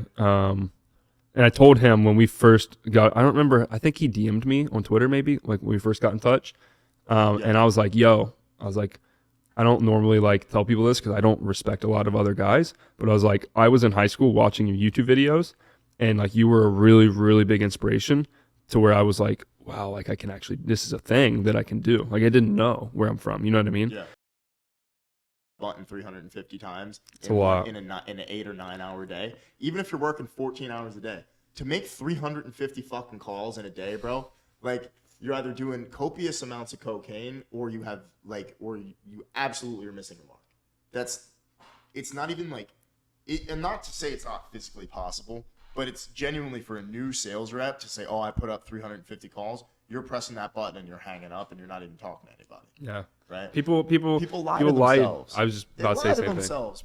Bro. There's literally, like everyone listening, there's no excuse or substitute for actually putting work in. Like there's no difference. It's black and white. You do it and you get the results, or you don't do it and you don't get the results. And you cannot complain about not getting the results because you did not put the work in. Like I don't know. It's aggravating. This pisses me off to talk about because I've had to deal with it so much.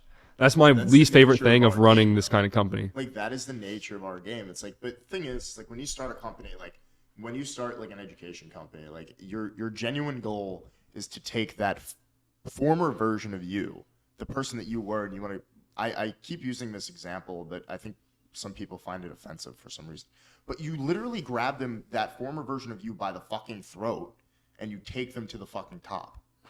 Like but that's the game. It's like, yeah, of course, we're in fucking business to make money, dude. Like that's number one. Anybody who says otherwise is fucking lying. You're lying. You're lying. I'm here to make an impact or reform the education system. You can literally get rich as fuck by helping people. That's the best way to get rich, is you help people at scale. You can also do that. So like when you think about that, like I think about that, I'm like, yo, like look, like I'm just doing the shit, like especially for like this podcast, the Twitter stuff, like the mentality shit, like everything that I do is just for that 17, 18-year-old version of me that didn't make it yet. Mm-hmm. For me, when I was working in fucking Jersey Mike's, I needed hope. And now it's just like I get to do that at a massive fucking scale. And it's absolutely ridiculous. It feels good, doesn't it? It feels really good. Feels good. And it's chasing purpose. Because I remember watching some guys, like when we were, like my friend Sebastian. Sebastian. Friend of mine. I texted him the other day. And I told him when we first got, I don't remember, I think he DM'd me on Twitter maybe, like when we first got in touch. And I was like, I don't normally like tell people this because I don't respect a lot of other guys. But I was like, I was in high school watching your YouTube videos, and like you were a really, really big inspiration to where I was like, wow, like I can actually, this is a thing that I can do. Like I didn't know where I'm from. You know what I mean? Yeah. And I told him, I was like, bro, thank you so much. Like I was like, you are responsible for thousands of guys like us doing what they do. It's because you showed them. So that's why we've got to do the same thing. Dude, I was watching Sebastian. I had no clue how old Sebastian was. I thought Sebastian was older than he actually is, right? But like I was watching Sebastian when I was in college trying to figure out how to do ecom when I was like younger. I think I told him that when I was with him because he was out in LA with me a couple months ago. Actually, the night I met my current girlfriend I was out with Sebastian. Yeah. But there's a bunch of guys like that. Like Luca. Bro, I watched Luca Nets. Luca, if you watch this, I love you, bro. And you, Seb. But I was watching him on YouTube, like old videos and just everything, like podcasts, whatever. And then I moved to Miami and we're going on yachts together and we're friends and we're literally hanging out. And I'm like, bro, it's like you have no idea like how much impact you had, and now we're homies. Like we're on first name basis. You think at 18 in Cornfield, Ohio, that I thought I'd be hanging out with him? No. Not at all. But now I'm like, bro, we're homies. Like I texted him, it's so cool. Yeah, you know what's actually pretty funny is like when I first started out on Twitter, I'd be like looking at you guys all had like a couple thousand followers and shit, but like I was like not necessarily like looking up, but I was like, oh, like yeah, these like they got bigger accounts, whatever it may have been, and now all of you guys are my friends, and like it was like so people cool. I watched for like 2 years, right, or even like. A guy like Sebastian, who I watched when I was fucking 18 in college, and he was probably like 15 years old, 16 years old, like talking about drop shipping, like literally, like all of this stuff goes full circle. And I think like when you do things and you do it your way, and you're there to make an impact, and you're truly like living on your purpose, and you're really doing the things that it is that we do, like I think it's just a byproduct of birds of a feather flock together. I said this the other day, like our side of the world. Like, I remember I was watching fucking Arlen when I was in college, and I was watching his party videos when he was at BU. Like, and I told him that. And then, like, when he was talking about, like, like, having a journal and, like, social interactions and, like, some of the RSD stuff, like, I remember my friend Sam Matheson, like, I remember watching his YouTube videos when I was fucking 19. And now I call him on the phone, and I call him King Kangaroo, and he just smiles. Big ass teeth, and like now he's my boy. Yeah, and it's super funny. It's like, and I remember like seeing all of this stuff happen, and it's like it's a beautiful thing to see, because not only does it just like make my younger self feel really good, but it also is a testament. I always use this fucking word on this podcast, testament, but it just shows like you guys who like look at us. Right, and they're like, oh, like I want to travel the world. Like I do a fair bit of traveling. Like you're gonna obviously. I'm about to rip it this year, dude. Like, oh, like I see these guys traveling the world. I see them here. I see them there. Like, it's all because we finally curated our lives to be like this. Like, we now can get in rooms with people that we were not able to get in rooms with before when we were fucking 19, right?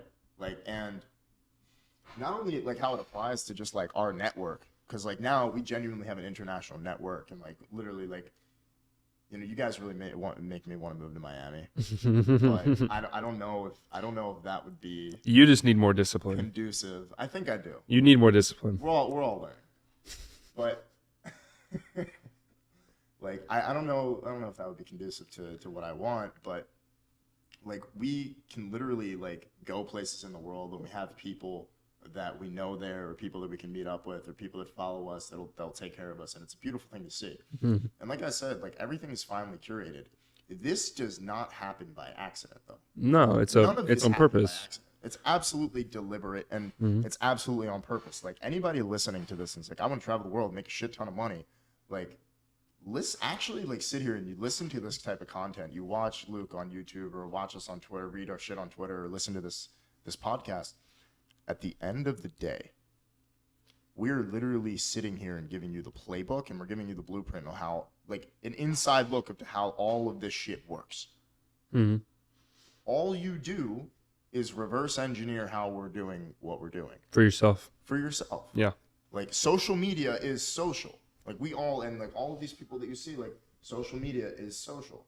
So at the end of the day, like, you have to be social. You have to engage. Like some of the guys like Trey and the younger dudes, like they are all Nick, like they're all engaging with each other, right? They're the next versions of us.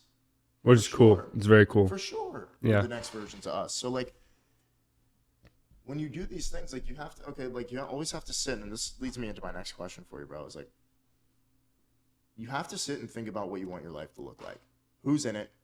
Who are your friends? What do you look like? How are these things in your life? Like what do you want? Like what's your car? Like when I moved into my place in Philly that I got, I literally spent like all of my money. I had like $5,000. I spent all of my money on like the down payment for like the apartment, and then the car I got, right? And I knew, and I looked back and I found one of my old like journals that I written down when I was 19, and I had the fucking place down to the color of the floorboards. Yo, can we pause this, and I want to show you? I'll pull it out live on the podcast. What did you want back then? This is a good answer. Are you ready? Yeah. Exactly what I have now. And now what do you want? Oh, that's a good question. Besides the whole fucking world. Man, what do I want? It's not in this book. It's in the other one. You know what I really want is to be the best at everything. And I know that's ridiculous, but that's my game. And I think I have the potential to do that at a level that not a lot of people can. And I don't mean that in an arrogant way, but like MMA, I just started training. I've been training, 7 months? As far as like 7 months for other people who have been training 7 months, like I'm like kicking their ass. Yeah, but also you have the time and the. But exactly. You have the time and financial resources. I have the opportunity, I think, to be like a Tate or like a Dan Bilzerian or fucking whoever else, but in my own way. Like, obviously, I'm not going to copy them, whatever. I like their lifestyle. Some of it I don't like, but I want to do that. Like, I want to be someone that people are like, how the fuck did you do that? Like, that's what I want. Obviously, take care of my mom. She's already like basically retired. Yeah. She spends no money a month. Like, I told her, I was like, if you don't want to get a job, she's going to get one to have something to do because she's bored all day. I was like, Mom, like, you're basically retired. Cool. 22, that's done. Got her house. So how did I even get like onto this? You said, we're living the lives that we. Yeah. I said, what did you want? And I just want to make this point. Like, what did that life like? And I want you to go deeper, like not just everything that you have now, but like I want you to explain that for like the people listening. It's like, and I'll tell you where I was at after you, but like down to everything that you knew that you wanted. Like even like you literally were still in Ohio until you moved here, and you moved right to Miami, and you got a house that like you had to come up with money. You got a place, pretty expensive place. It was like, $30,000 a month. 35, yeah. Yeah, so like you got an expensive place, and I remember when I saw you and you're like touring like this place that we're sitting in right now as we're recording this. Like I knew you had like the agency, but like now it's just like, well, I was closing then. I was closing, so I was making like $30K a month commissions. Yeah. But even then, like, I think this is the most valuable thing we'll talk about in the whole podcast. the law of attraction stuff is real, but this is how I look at it, right? If you want something genuinely, whether it be an item, which is not a good goal, like let's say you want to get your mom a house, or you want to be a millionaire and you're 18, you're broke right now. If you want it, you can 100%, you can literally have whatever you want in this life. Like I believe in God. I believe in this universal power, whatever. I think you can have whatever you want in this life, but the caveat to that is you have to be willing to sacrifice and give up in equal proportion to what you want. That's how I look at it. Yes. So in this, which I want you to read too, so people don't think this is cap. This is, look, 2019. This book's dedicated to everyone who doubted me and my mother. You will make it. Okay, it's 2019. This is, bro, I don't know shit. Okay, this is a trip right now. So May 18th. Worked my ass off last week. Might sell my car today. Buying myself another month. I was going to sell that Cadillac, which I did to pay my rent. Like I was going to sell my car just to afford rent for one more month to buy me more time. Okay. So I literally say, this is when I'm like the most down bad. I said, it's May 2019. In 3 years, what month is it right now? It is May 2022. Which is 3 years. May 2019, in 3 years, I will have bought the car of my dreams, bought my mom a car and a house, and be financially free. What all has happened, bro? You didn't write millionaire down. I said financially free, though. So, which, that's what I mean. You wrote finance. By the way, like, this is a great example of, like, a way, like, over-delivering in all the shit that you said. Mm-hmm. And everybody listening, like, you owe it to yourself to over-deliver to the kid that you were. Right? The person that you become over-delivers. It's up to you. Like, and look at the house even. Like, have you seen a picture of her house? Yeah, it's pretty fucking close to what. Yeah, it's like that. Bro, oh my God. David, do you realize? This is even crazier than I thought. You see, you know those little, what are these called? Windows. No. Like, you know the things on the side of a house? Like, panels? Like on the corners? Here, we can cut this up so it doesn't matter if I scroll through here. Bro, this is blowing my fucking mind. Oh, okay. Here you go. God damn, Jonathan, when did we go to this house? Oh, okay. These things. Oh, look. Yeah, it's like you see that? Yeah. It's like the siding. It's like just the like on the corner of the just like design, like the brick. Bro, that's insane. You tell me how similar that is. It's pretty fucking similar. That's it. For just like the people that are just gonna listen to this, like it's pretty dead on balls accurate. That's insane. Maybe we throw it up because it'll be edited. But dude, 3 years. I gave myself a limit. I was like, this has to happen on this time, like, or there is no other option. I should do this more. This is you something should. That I used to do, but I haven't done in a while. You need to, because I read a lot of books about this, and one is like you have to actually write it down for it to be concrete. Because if it's in your head, or if you don't speak it, yeah. Like Conor McGregor, Conor McGregor literally, when he was in his peak, you know when he fought Jose Aldo? Yeah. And he knocked him out, obviously. Have you seen the press conference before that fight? Someone said, "Hey, Conor," they literally, I put this in I'm so convicted in what he said. Bro, I put this in a course because this is my law of attraction like example. Before the press conference, we'll throw it into this because it's a YouTube video. He says, "I feel like Jose's going to load up on his right. I'm going to slip. I'm going to take him into deep water, and I'm going to catch him with a left hook, and it's going to be over." It's literally what he says before the fight. If you watch the fight, it's not similar. It's exactly what happened. They started the fight. Conor's like smiling. Yeah. Like you could feel like the energy. He lost that energy. Like he's not tapped into it anymore because I think of greed and stuff. But like he's bouncing back and forth because I've got it like stuck in my head. The exchange, Jose loads up on his right, overextends. Conor slips, bangs him left hook. He's out. He is like dead on the ground, unconscious. The dude was like 15-0, had not lost a fight. He's out like that. Conor, as soon as the fight's over, they're in the post-fight press conference, and the reporter is reading word for word what Conor said, and he like tears up, and you can fucking feel like the energy of that. How are you, sir? How are you? Good. Congratulations. Thank you. I was asking you on Thursday about his right hand. Yeah. Can I tell you what you told me? I said his right hand would get him into trouble. It's the shot I predicted. I said he'd overload on his right hand. I said I'd slip. I said I'd bang the left hook, and that's what happened. Word for word, you said, I felt when we stared down, I felt his right hand was twitching, which was a subtle tell for me. He is ready to unload that right hand, and I feel that could be a downfall for him. If he lets that right hand go, I will not be there.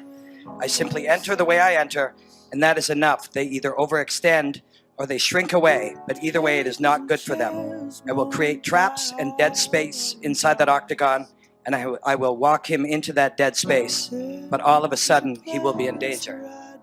How do you do that? How do you predict these if things? you can see it here, and you have the courage enough to speak it, it will happen. So I see these shots, I see these sequences, and I don't shy away from them. A lot of times people believe in certain things, but they keep to themselves. They don't put it out there. If you truly believe in it, if you become vocal with it, you are creating that law of attraction, and it will become reality. I knew Bro, he would overextend. he I knew. spoke it into existence. And he says in the video, he's like, if you have the courage enough to speak what you want and you mean it with your soul and you're willing to give whatever you need for it, like, it'll happen. And this is like, bro, it's the same shit. It's all the So- same shit. You just said during that whole thing that you were just talking about, right? I think that you said, I think he lost his will to fight, and he's not tapped into that energy. It's not his will to fight. He still has a will to fight, but he It's not the lost. same. He doesn't have the spiritual side. It's because he got rich. He got greedy. He got greedy. He doesn't have the same hunger, spirit, and like that sort of drive. You can't make up for anything else. So when you're 22 and you're making millions of dollars, how do you keep the hunger? After achieving, within 3 years' time, achieving everything, literally, for the audio listener, I'm looking at the book where he wrote this down as I sit here with him. So you've achieved everything that you wanted in fucking 3 years' time, Yeah, right? How do you stay hungry? I'm not satisfied. Like my goals are way larger than this. But why? You achieved everything that you wanted. Yeah, but it's like, bro, it's a fucking video game. Like, you achieve everything in the first level, you don't quit. Oh. No, I've got hopefully like 80 more years left of this. I've basically been in business 3 years. What do you think happens in the next 10, and then the next 20, and then the next 30? You know what I mean? Like, that's how I look at it. So like, there's no reason to be satisfied. Like, what the fuck am I satisfied for? Can I go buy whatever I want? No. Does my mom have also supercars, which she will never drive because it freaks her out? No. Mom will have a G-Wagon? No. You know what I mean? Are my future kids set up for life? No. Like, there's no reason to be satisfied. I think that is also a big trap. Like, for everybody listening to this, satisfaction is like the enemy of greatness. Nobody ever was great and was satisfied at the same time. You can't be. You can be grateful. Like, I'm very grateful for what I have. I pray to God and thank him for it. Like, I'm very grateful, but I'm fucking 0% satisfied. Nothing in this has me fulfilled. You're unsatiated. I'm unsatiated, and I will always be. I will never be satisfied. I don't think guys like us can be satisfied. I will never be. We always want more. It's in the DNA. And it's not in a greedy way, that's the trap. When you get greedy about it, that's when you fucking die and you get crushed like Connor. I don't think Connor will ever be the same. He lost that magic. And that magic is because he even said in a video, he's like, they were like, when will you be satisfied? He said, I think it's word for word, he's like, when my kids have a car to drive for every day of the week, or something crazy like that. Yeah. Like, that's when he'll be satisfied. And what happened? He hit it. The dude is like, got almost $1 billion, I think, at this point. Yeah. He has no reason other than a personal reason, because he wants to fight and be the best, which isn't good enough. It's not Yeah, good enough. it's not. It's got to be larger than yourself. Not at all. But that's like, we can get away from that. That's genuinely, I think, the most valuable thing that I could say. So, I think it's important to also like say this to everyone listening. Like, it's important to be unsatiated when it comes to accruing wealth and financial means, Mm-hmm. right? But it literally doesn't mean anything unless you have people in your life to share it with. And that's where we were talking about, like, my grandpa and your grandmother. It's very important. Like there's no point having money if you have no friends to share it with. Or no woman to share it with, or multiple women, whatever. You do. But like, you have to still, you can, when you're playing the game, like I always call it hooping for sport. Like when you're playing this game, right? Like you're hooping for sport. Like you might not have, your mom might not be pushing a G-Wagon, but you're good, right? Like when you're living life like that, you're always pouring from a full cup, right? To anyone, you're living in a state of abundance, right? To anyone you meet, you don't need anything from them because you know you're good. What that does is it creates an air of confidence inside of you that you're going to be able to be the best version of yourself because you don't need anyone for anything. But on the flip side of that is emotionally, within the relationships that you have with your friends, with your significant other, whatever that is, I think it's really important to find a way that satiates you in that aspect.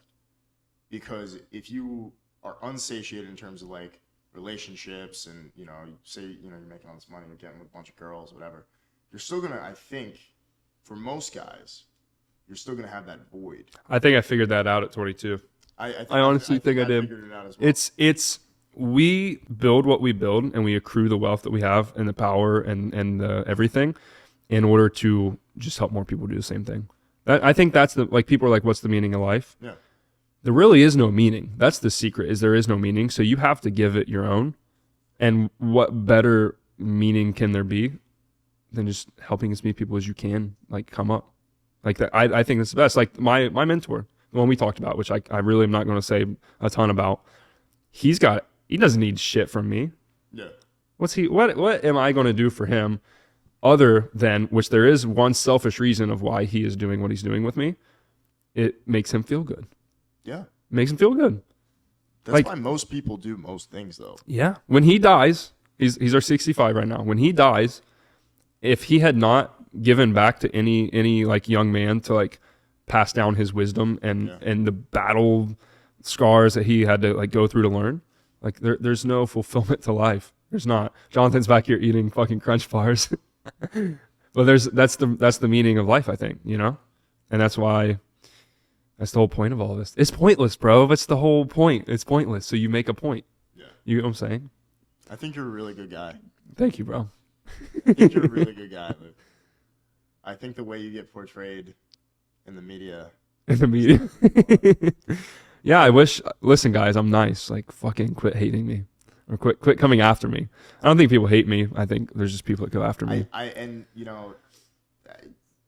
That was like the first thing, like, it's just like when I met you, like literally, like I could tell, like you were just like, just trying to defend yourself. Like you grew up fighting, bro. Yeah. You're never gonna stop fighting. No. But you're a good fucking dude. I appreciate you, bro. You really are, man. I think, not only are we cut from such a similar cloth, but we've got a lot in common. I'm gonna switch this conversation. So we talked about, a lot. Dating. Talked about a lot. Talked about, life, mostly life. How death affects you. So what do you see, dude? What are you working on now? What are you working on? Let's talk future. So 2.0 of our program is done. Okay. Jonathan's editing videos right now. What's the difference between 1.0 and 2.0? Literally, and I'm not saying this for marketing purposes. 1.0, we had students make $10,000 to $90,000 a month. Okay. So those are the results Jacob Jacob is like which is absurd. Yeah, he's absurd. He's the boy. So that's 1.0. It got those sort of results. I genuinely, from my perspective of being in all of our competitors' programs, we bought them so that I can see what they got. I think we have the best program in the world, 100%. Like I'll give you access if you want to see it. It's fucking amazing. Like I worked all year on it. And what do you think, Jonathan? It's legit. Jonathan says it's legit. I think it's 10 times better minimum than 1.0. So you tell me. How is it better? More in depth. To the point, there's no fluff at all. Because a lot of the trap you fall into with courses are people need to feel like they get the value. Yes. And sometimes you get, there's no fluff. It's straight to the point. We covered every single fucking thing you could ever encounter. And we took a more holistic approach to not just we're teaching you sales. We're teaching you life, teaching you how to use your sales skills in life to go get relationships with like the mentor I have now. Bro, that's like a 1 in a million relationship. Like he is, you realize, and you realize this obviously because you're smart. I'm one person away from people like Drake, Oprah, Pharrell, Snoop Dogg, Shaq, like all these people. I'm one person away. So if I need anything, this guy loves me. He calls me his son. I'm one person away from all these people, right? Yeah. It's sales. It's I can't talk relationship building. And then also, we're really focusing on investing and building wealth. So I think sales obviously is the best skill in the world. But do I think you need to be a closer for 10 years? Absolutely not, right? Do I think it's the first thing you should do? Absolutely. Is it the best step to get to your first million? Absolutely. Yeah. So that's the approach we took. Sales is the most transferable skill. Bro, that's why I have, like, people, if you're listening to this, you're like, he's trying to sell us a business model. It's not a business model. It's a skill, which is why I think it's so good. Like, I'm not teaching you a business model. I'm teaching you, you learn sales, you get on a really good offer to sell, you sell it. The thing is, like, most people think that, and here's the thing with most people, they think you need to go and you need to be in sales for 5-10 years to really be a sales professional. You don't. No. You know who the best salesmen are? The fucking people making the most money. Dude, that's literally my argument, because you hear people, and we talked about this before, like outbound versus inbound versus whatever. I don't give a fuck what you do.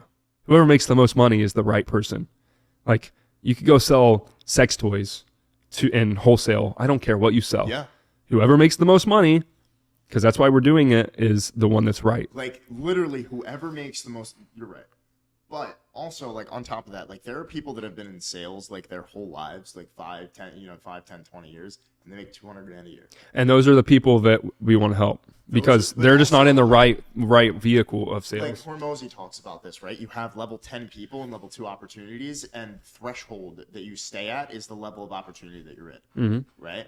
Like, regardless of like what level like you and I are as people, us starting companies with high level scalability, like, you know, and I love the agency model, but unless you want to go like become like Chase Diamond, like have like, you know, with structured and have 160, 200 clients. I couldn't do that. Go crazy with that and do 10 million a year, whatever they're doing, ridiculous numbers, they're crushing. Like, you have to think like, where do I see my life being at? And how does my business and how are the things that I'm doing on a day-to-day basis fit into that, right?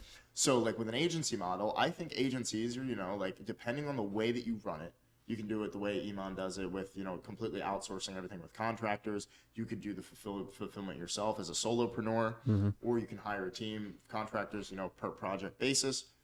These opportunities are fucking incredible. That's why we teach that inside of Cashflow Syndicate. Like, we teach sales, copywriting, and like how to start and run an agency. Like, the reason why we do that is because they are fucking incredible opportunities to get your first money in your pocket. Which is all you need. Like, you get out of survival mode, you put $100,000 in the bank, and then you're dangerous. That's how I look at it. Yes, absolutely. Like, don't talk about you want to make $1 million if you haven't made your first $100K. Like, you need minimum, especially the way, like, we're about to, like, our world, you and I's world, we've never been through a recession. Whatever happens, I think it's going to be 2023, because I think, honestly, I think the Democrats are not going to want to crash on their term, so they're going to delay it. You know what I mean? Because it's not party versus party. It's us versus fucking them, and they want to fuck us. I think it's going to happen in 2023. They're going to turn the money printers back on. We're going to go on another bull run, which just makes it worse when it goes down. Yep. This is our opportunity to build generational wealth. But everyone listening to this, if you don't have $100K in the bank, and even if the cash becomes worthless, like, you're fucked. You're running out of time. You are literally running out of time. Say like you need $100,000 in the bank. You need some way of making cash flow that is outpacing what most people make. You need a war chest, 100%, which is like just good savings. Yeah. And it's going to be you need at least $30,000. Yeah, bro. This is going to be both the best opportunity to make generational wealth ever, or you're going to be fucked for the next 10 years, and you're going to have to recover and dig out of a hole. It's one or the other, and the gap's getting bigger, and I don't know. It's no, it absolutely is getting bigger, dude. In LA, like, the gas station next to the Beverly Center, it's like $7.83 a gallon per gas or something. Jeez. It's like premium here to put in my car, like 93 is like $5.50 yesterday. That's cheap. Yeah. I'm paying $60. I remember being a kid and gas was like $2 when like George Bush was president. Like, it was like a buck. It was like $1.89. Like with Trump. Like, so what I wanted to say. Miss him, man. What I want to say is like, especially like everybody just starting out, right? Like the thing is like you don't, like you just said, you don't need to be a closer for like 10 years. You don't need to be like a salesperson for 10 years. No. You like, I can with 100% conviction say that if you go into sales absolutely brand new with zero experience and you learn for 3 to 6 months and you are absolutely obsessive in the way that you train, that you study and learn and practice sales, you will get exponentially better than the guys who've been in the game for a couple of years and they're just kind of bullshitting around and making $100,000. And I also would add to that, like $10K a month will be the minimum you make if you follow that path. Not even it's not even hard. And like imagine like if you're listening to this and you're a kid that was like in a situation like us, like you're a young man, you're like, fuck, I'm poor, I gotta take care of my family, what do I do?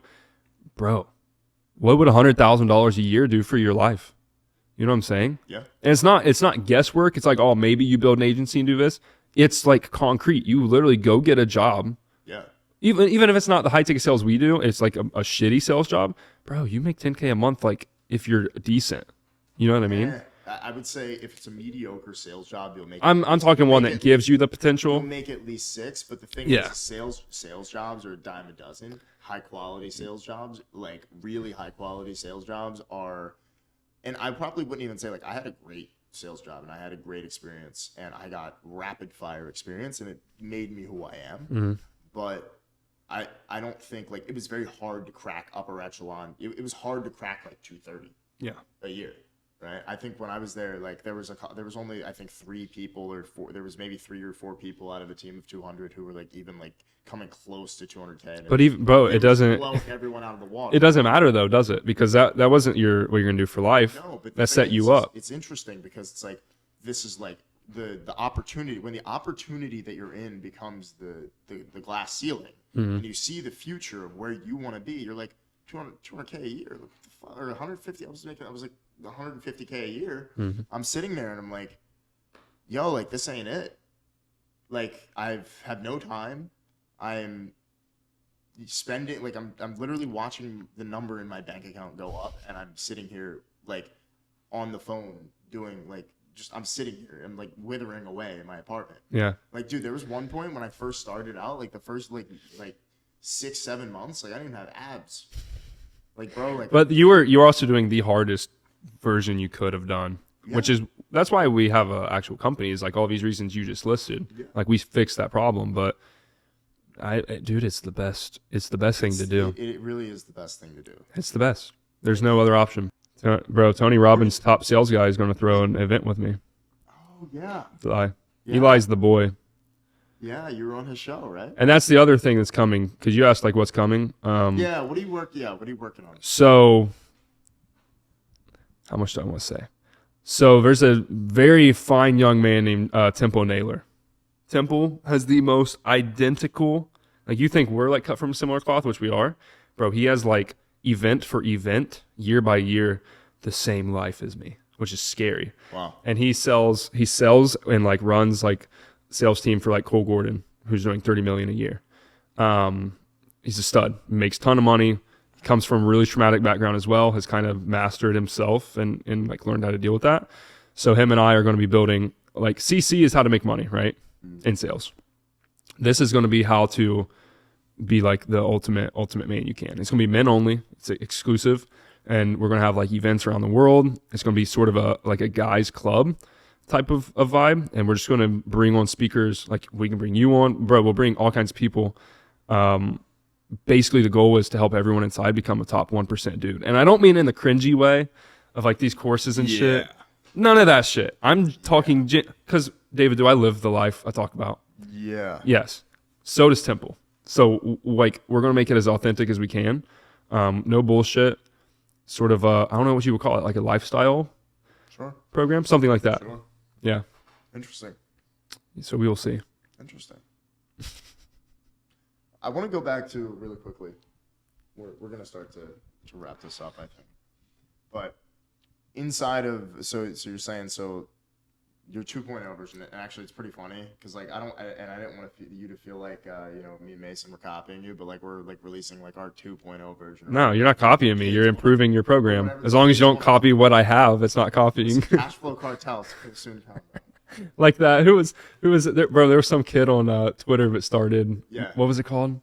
The picture. There was like. Was it Closer Gang? It was like Closer Syndicate or something. Some bro. I don't know. Corny, but okay, go ahead. I think it's really interesting, and I want to talk. Let's actually give some. Well, we'll say it's not financial advice because I don't feel like getting sued. Okay. But let's actually give some advice because on the episode I did with Nick Rogers, we were talking about in terms of like making money and building wealth. Like, as somebody who's making money, like, what are ways like. I never recommend like anybody with like a couple grand to just like, oh, I'm gonna put it in the stock market. That's fucking dumb. So Always dumb. invest in yourself. In yourself. In education first and foremost, and then use that because all of the decisions that you make early on in life, they compound. Right? So let's talk like, okay, like building wealth. Like, what are compound investments that you're making right now? Crypto. Okay. I've got a pretty good NFT collection. Luna. No. Well, thank God. I thought when everyone was telling me, I was getting DMs. People were like, bro, you can make 20% APY. Like, just stake your money. I'm like, there's no fucking way that's not a scam. The bank gives you 0.0002 interest. Why is this random crypto company going to give me 20? That's bullshit. So luckily I was right. The banks are bullshit too. They're all bullshit, bro. It's all, here's the secret, guys. If you don't understand yet, it's all bullshit. You need to work your way up to get to become the person or the level of people that make up all the bullshit. Like, that's how the game works. You know what I mean? But crypto, NFTs, on my investments or how to build wealth. Like, Both. I think the best way to build wealth, like if you want a legitimate game plan, not like in theory talk for people listening to this. Let's say we'll start with like an 18-year-old, like when we started, right? Yeah. You're 18, you have no money, you're starting at zero. Maybe you're in college, you dropped out, whatever. Get a job in sales, no matter what kind of job it is. Then as soon as you can, get a job in what we call high ticket sales, which basically, it's not some like marketing name. It's literally just you're selling expensive shit, either solar or online. Okay, that's it. For higher commissions. Yes, that's it. That's it. Because that's what separates like car sales from our sales. We just call it that, right? Get a job in that. Get to the point where you're making minimum $10,000 a month. And do not invest anything unless it's in yourself until you put like 50K in the bank. That's what I would do. That's what I did. Because you want to make yourself as valuable as you can before you invest your money. Yep. Because people don't understand this. If I have $1 million and I make 10% on that money, that's $100,000. What can I do with $100,000? A lot. Yeah. Like I can live on that. If I have $10,000 and I make the same 10%, I only have $1,000. So people don't understand the compounding's not equal. Like it goes off of your amount, right? So if you have less than 100K, you should not be investing, in my personal opinion. I absolutely agree. And everyone who says otherwise is a fucking idiot. Even if you hit it big in crypto, bro, I have a friend. He's in Closer Cartel. He made 7 figures in crypto. He just DM'd me the other day. He lost every single penny. He's like, yo, will you help me get a sales job? I'm like, what the fuck happened? Like, you had all this money. He was like telling me to get into stuff. He's like, bro, I lost it all. It's because he was not ready to have that level of money, right? He got lucky in a sense. It's a bull run. It's a casino, dude. Yes, it's a casino. So invest in yourself till you put 100K in the bank and then continue investing in yourself. But at that point, especially with globally what's about to happen, your sole focus right now should be to stack cash in sales. It's the best cash flow vehicle, I think, in the shortest amount of time. Literally make it your goal to save $100, $200, $300,000 in the next 12 to 24 months. And then honestly, you may have 36 months because a recession is not going to recover for like 3 years. You have a deleveraging period and then you have a leveraging period. When that happens, if you put $300,000 into blue chip crypto, I'm not going to touch stocks because I think USD is about to go fucked. Stocks are shit. But something like Ethereum, bro, Ethereum's not going anywhere. If Ethereum goes somewhere, all of crypto is gone, and then we have bigger problems to worry about, right? Don't put your money in Bitcoin. Put your money in something like Ethereum, Solana, which is centralized, but centralization is good for investments because it's safer. You're not going to get Luna'd, right? You put 300 grand in. What do you think ETH will go down to at the end of the bear market? I say 500 or so. I don't know. I'm not really into crypto like that, but you need to read about it. I was told to buy Ethereum at $85 2 years ago, and I didn't do it. And my buddy who told me made $1.2 million in 9 months Yeah. on 20 grand. Yeah. So imagine you put in a couple 100,000. Let's just say Ethereum. It's the safest bet. At its peak, it was almost $5,000. So let's say it goes to 500. That's a 10x just on recovery, not on actual future growth. Okay. You 10x 300 grand. Congrats, bro. Is that 3 million, right? Yeah, I'm so bad at I math. think so. What is that? 300,000 times I don't 10? know. I've done this whole interview. Okay, Jonathan's making me feel like an idiot. But bro, I've done this whole interview on 15 minutes of sleep, so like it's okay. I'm- You're an 18-year-old kid. You save up a couple 100,000 in sales over the next 36 months, which is it possible? Yeah. As an 18-year-old kid to make 300 grand Over the next 3 over years. the next 3 years, yeah, it's 100 grand a year. Yeah, exactly. Yeah. You save it up, you live You cheaply. need to make more than that because you got to pay taxes. But Yes, but congrats, bro. You're now worth a couple $1 million. It's 2025. 3 years, you're 21, 22 years old, just like I am. 3 years in the future, congrats, bro. You're a millionaire. Now you do what the fuck you want. Nick makes me so mad that he started at like 16, 17. Bro, I wish I fucking knew anything. I didn't have internet. I had no choice. I had to start at 18. I couldn't have started earlier. So actually, something that I really admired, and actually, I want to ask you the same question. Like, so you've made over $1 million, right? Mhm. Something Sebastian said to me. Shout out Seb if you're listening to this. Good guy. He said, if I lost it all tomorrow, if I lost it all today, I have no doubt I'd be a millionaire again within 6 months. Same. Literally same. I have an investment right now that I really wish I could talk about. That you kind of know. You've told me some things, but I'm going to 8x 6-figure investment, I think. I hope so. So, but this is what I'm saying, and I want everybody to take away from this. You just play the game long enough to get to the level where you're not playing the game, you're playing on the game. Like you're not think of it like Monopoly, right? Yeah. Imagine when you're broke, you are the character that runs around the board. Yeah. You can't see what's going on. Your vision is just the board. Yeah. When you get money, even if it's a couple $100,000, you're now the person moving the pieces. You're moving the cash. You're buying. You know what I'm That's a saying? great analogy. Yeah, like that's your goal, and I a mean great analogy. that's all I would honestly tell people to do. Like I wouldn't complicate it. It's a great analogy. Yeah. I think it's a great place to end it, dude. But what a podcast We talked about a lot. So we did. what's up with your Instagram, man? Where can they find you? Luke Alex the Great, because my main is down. Twitter at Luke Alexander. TikTok at Luke Alexander with 2 X's. All of them are 2 X's. YouTube, bro, my YouTube's very slept on. Yeah. Kinda what's salty going on about with that. YouTube? It's really I good. was watching one of your videos the other night, like sitting on my couch. I was laughing. It was like the video of like how to get money. Like, what do you do? You're like, buy a new bed. Wait, what? Yeah, it's like, what do you do with money when you have it? You're like, Oh yeah. you're like, buy a new bed, fix your sleep. And like, I'm just like laughing because like it's you, like it's you, like you're like one of my good friends. And, like, Bro, that's it's like, that was a good video. it was a good video. But like I think it's a very slept on resource. It's free for people who want to learn shit. Yeah. But Cool. what a podcast, bro. That's on episode 12. I think it's gonna be hard to top this one. Talked about a lot. How long was that, Jonathan? I think it's about 2.5 hours. Have Cool. fun editing See ya. this. See you guys.